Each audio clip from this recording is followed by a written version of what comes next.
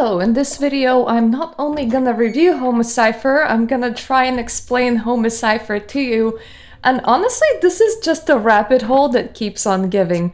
So on the surface, Homicipher is a fairly simple but very unique premise, which was what attracted me to this game to begin with and why it sat on my wishlist until it released just recently on the 1st of November, I think it was. I'm not entirely sure when I'm gonna be uploading this video. So the premise is that this is a visual novel. This is made on a visual novel engine. Therefore, it is a visual novel, and if you're familiar with visual novels, it will be painfully obvious to you that this is a visual novel with horror aspects while also being a puzzle game. For the basic scenario that the game gives you is that you fall through your world into another world where you don't understand the language and everybody looks like a horror monster. Some of those horror monsters murder you, some of those horror monsters don't murder you. It is entirely possible to semi-date some of them. Like, there are romance aspects to this game, and it's actually really cute, but it's almost not the point. The point is to either figure out the backstory to your character, figure out how you got here, to escape the place, to try and assimilate into the place, to just experience it outright. Now, the game is very, very deceptive. Because first of all, you can finish it without really doing the puzzly aspects of it. You can just kind of guess what things mean.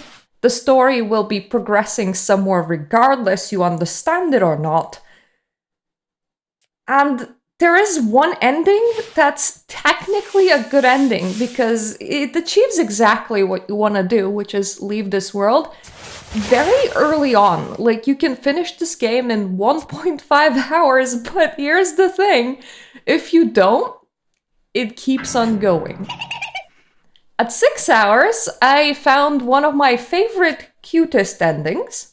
At 9 hours, I managed to get some very troubling backstory on the main character, making me understand how we got here to begin with, why we kind of actually sort of belong in here, and it kind of blurs the line on the humanity of the character that you're playing. Let's just say it like that. And from there on end, I just really started playing with all of the other things that I have not experienced and gotten. A lot of endings that you can get are kind of strange and bizarre and just kind of show you how the world works, because for some of them you just wander around aimlessly with your chosen character.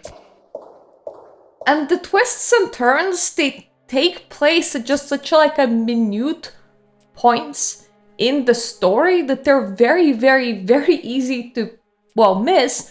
And for one thing, that good ending that you can achieve in 1.5 hours, it's very easy to just achieve, and therefore you can just walk away from this visual novel going, what?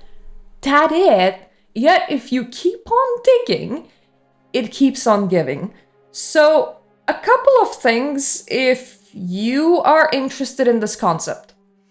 First of all, you can see some gameplay of it on the screen. It is how I was naturally playing after finishing this game one time fully. I started a new save slot, and by the way, save slots entirely wipe your dictionary progress, or if you like, reload an earlier point in the same save slot just so that you can replay the story. Again, in that save slot, you can keep your dictionary progress, and you can understand more and more and more about what is happening in the game. You can click on some secret things that you haven't really discovered before and didn't really understand that they were there, and see all sorts of different things too. So to begin with, if you're interested in this game, you have to understand that in order for the game to give you what you want, which is the exploration of this game, you have to be the one that keeps on digging. Like, it is so easy to complete this game far too fast and to just walk away without actually understanding the secrets or the mysteries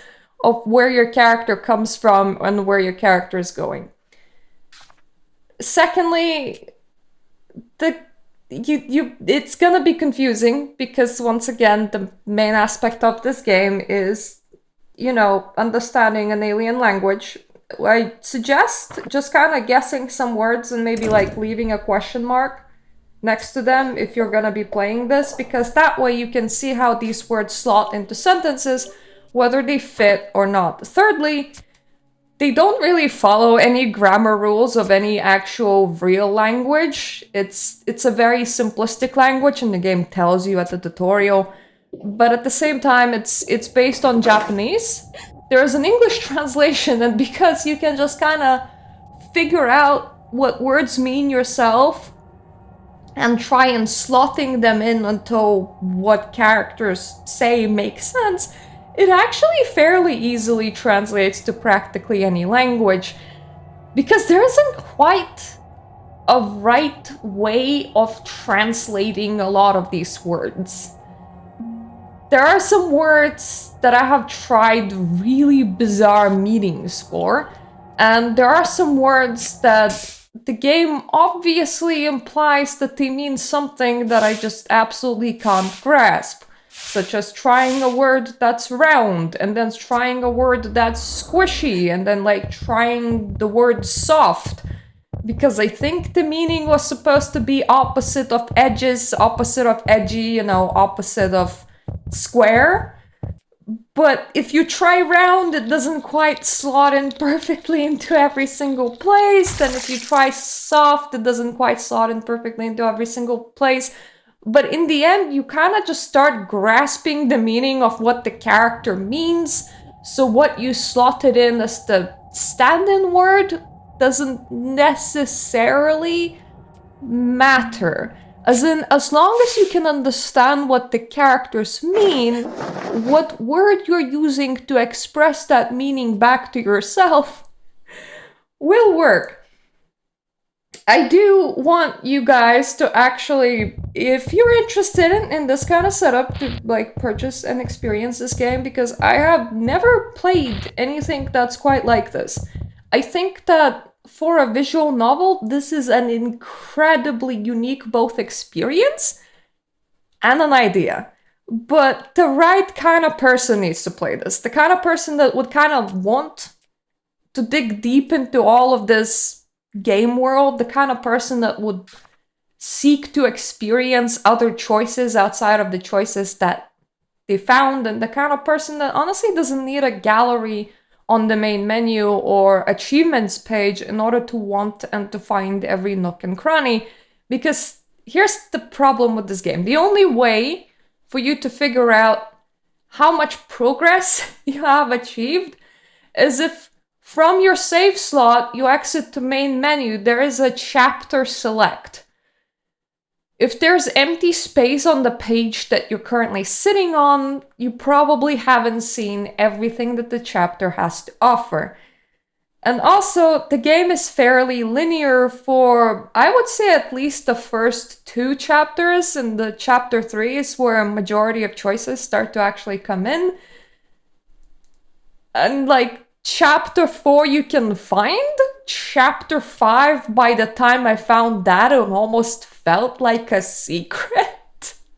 Like, I was discovering something that maybe I wasn't like entirely supposed to discover. I don't know if this game has more chapters. Once again, this is a hole that if you dig, you keep on digging. So, instead of me just rambling at you here, I think I have summed up the concept to you. I think I kind of discussed its pros and cons a little bit. If I was to just sum up my viewpoint of pros and cons, then let's see. For cons, if you do manage to find absolutely everything, this is a visual novel, therefore it has very little to no replay value. Therefore, if you select it as a Twitch streaming game and actually manage to find absolutely everything that there is in there, you kind of invalidate the reason for playing it to anyone else. As I mentioned, there is no achievements And there isn't like a secret gallery on the main menu. Chapter select is all that you get to judge your progress from. There are a lot of endings, but you would need to keep track yourself which endings you have achieved and which haven't. It also has a very contrary playstyle, where actually losing is a good thing because it teaches you a bit more about the game world, and about the words that you can find, and it also crosses off some endings if you're collecting all the endings. And of course, alien language that doesn't follow normal grammar rules is hard. Alien language that doesn't follow normal grammar rules based on Japanese is even harder. Like, in the game, you see little question marks above words that are supposed to, like, give you an idea of how many... I don't know the right word for this, like syllables or kanji is in a word, but once again, because we're playing it in English and not in Japanese, it's actually not helpful because it's not adapted to the English language, so you just kind of have to slot in any kind of English word and just like see, hey, does this work? Does this not work? And then when you come up against that word sometime later in your playthrough, you're like, okay, that definitely doesn't work. Let me just switch to something else. And then you might replay the whole game again. And then you're like, okay, maybe this word does slot in naturally, maybe it doesn't. It also means that some of the things will end up a little bit up to your own interpretation, especially if you manage to find something that slots in perfectly, but won't necessarily be what another person slotted in perfectly into the same slot, if you're getting where I'm coming at you with that. For pros, very unique concept. The game's a lot deeper than I have expected. Once again, I got over 9 hours of gameplay from it right now. I have never played a horror puzzle with an alien language before. I suppose that comes into unique setting. Some of the endings are really cute. Like the one that I am displaying on the, thumbnail for this video. That one I absolutely loved, even though I did not dig deep enough at that point into the game. And at that point I was like, yep, I can definitely finish here. This must be the best ending. And then I continued going from a new save, and I was like, whoa, this game goes so much deeper than I thought it did. And that would be about it, really. It has good atmosphere. It is horror, but it's not really all that scary. I would say that it's horror themed, but I'm a scaredy cat. I would have trouble getting scared with that. And that's about it. But I still think that you should definitely get it, because I love unique games, and this was one of the most unique experiences that I am still continuing to re-experience because it's that good. If you would like me to rate it, I think I would give it like an 8 out of 10, simply because it's confined by the fact that it is a visual novel, and it's hard to determine which endings you got and which you didn't, and of course no achievements. What you have to go off of is like a very small amount. But the game's good. Like, I am just here to tell you that the game is good. And hopefully, by this point, you have seen quite a lot of the gameplay as I'm sitting and telling you about this game. And that's from fairly early in the game, as I didn't really want to spoil it for you. So hopefully you can decide for yourself. And if you have played it, please tell me about your opinion of it in the comment section down below. And here's me signing off. Here's me hoping that I'm gonna find a lot more very unique games in the indie games market in the upcoming years, because I live for this shit. I'm really, really into it. So thank you for watching. If you watched it this long, I am sorry for being so rambly. Once again, this was me just going, whoa, I am really impressed. I want to talk to YouTube about this. And plus the fact that there's no guides at the moment. There's people just kind of helping each other in threads on Steam, and the amount of people exposed to this is fairly low. So there isn't like any way to entirely validate and solidify information. Therefore, it feels like you're on a journey of a discovery. Okay, I'm just gonna shut up now.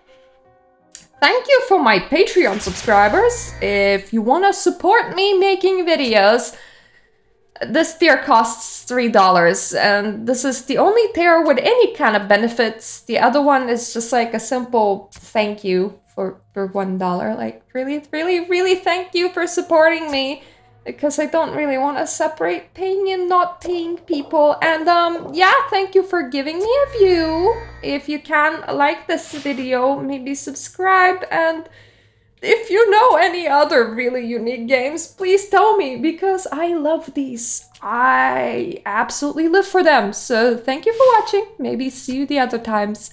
Bye-bye.